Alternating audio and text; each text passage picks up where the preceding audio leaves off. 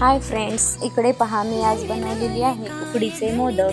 तर त्यासाठी आपल्याला 2 ग्लास पाणी ठेवून 1 वाटी त्यात दूध टाकून छान उकळी येऊ द्यायची आहे। त्यानंतर 1 ग्लास रवा टाकून आपल्याला याला छान फेटून घ्यायचा आहे। त्यानंतर 10 मिनिटे झाकून ठेवून याला छान मळून घेऊन याचा गोळा तयार करून घ्यायचा आहे।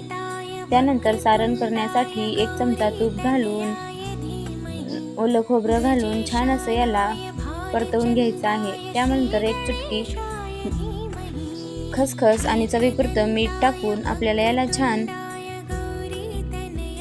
घट्ट असं सारण तयार करून घ्यायचं आहे। त्यानंतर मळलेल्या पिठाचा एक छोटासा गोळा काढून मोदक बनवण्याकरिता साचा घेऊन त्याला तूप लावून एक छोटा गोळा आत टाकून आपल्याला छान असे इकडे मी बनवलेले आहे त्या प्रकारे मोदक बनवून घ्यायचे आहेत। त्यानंतर वाफेवर याला 10 मिनिटे उकडून घ्यायचे।